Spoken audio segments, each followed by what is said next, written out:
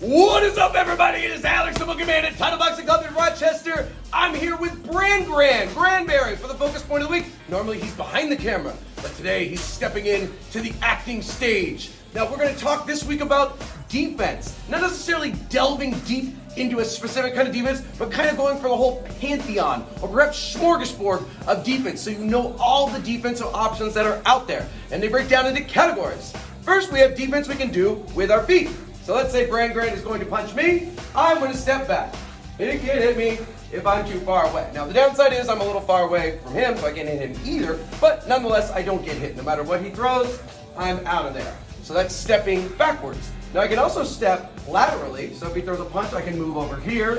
I can move over here. I can do kind of a pivot move if I want to. I can pivot over to this side, throw punches. So you can also move laterally as well. Of course, in between, you can go diagonal at different angles. So those are the feet. Of course, we also have the head in boxing. Something unique to boxing is the head movement. Now, these are the ones that we've done a lot. You guys are familiar, but we can always get better. So let's say Brandon's gonna throw his straight right hand at me, a straight cross. I'm gonna slip off to my left side, turning my shoulders, getting my head just a little bit offline so that I can counter. Same thing with the jab. He throws the jab, I'm gonna slip the other way. Now, you can slip the opposite way for the punches, but it gets a little bit harder when you slip to the inside because you gotta worry about that other hand.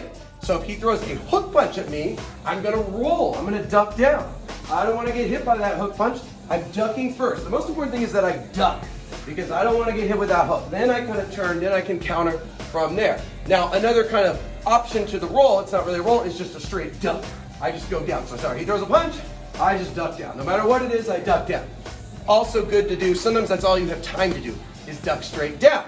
There's also the pull back. We've done this not as much. We did a pull focus point on it where you're actually moving your head backwards, straight backwards, and then coming back with a counter. The trick to that, though, is to bend that back leg, lean back, and what I will do, this is the one time I'll actually drop my hand down when he throws it. So he throws it, I'm going to drop down. And I do this because if I'm wrong, and he's got longer reach than I think, he can punch my hand into my face, and then I look like an idiot.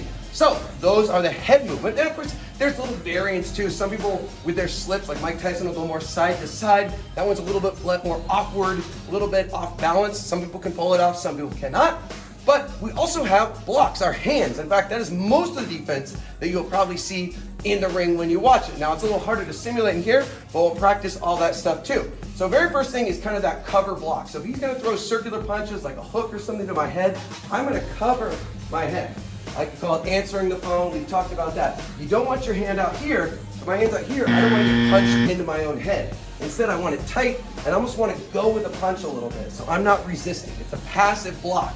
You can do this to the body as well. So if he's going to throw body shots, now what I don't want to do is drop my hands.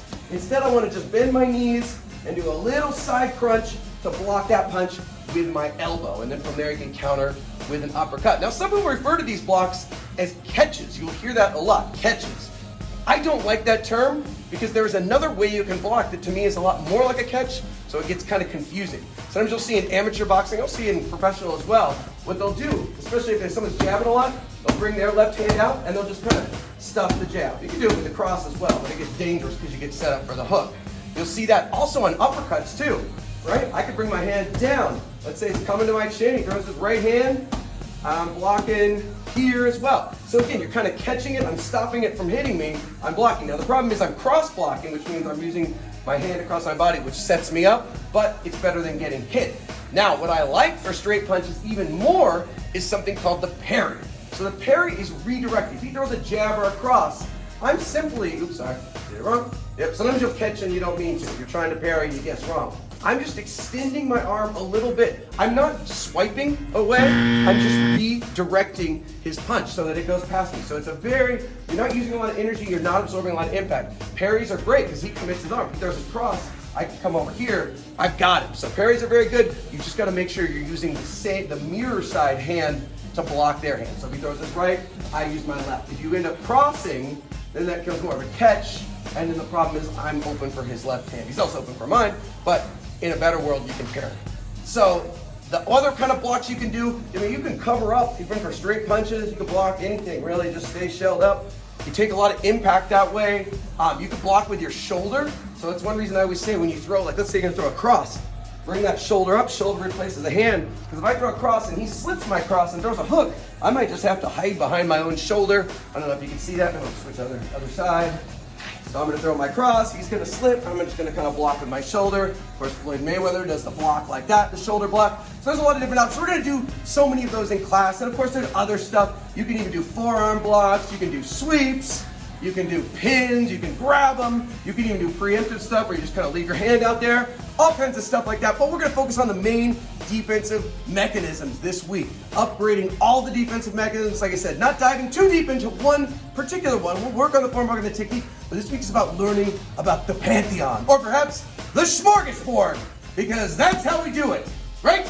Yeah.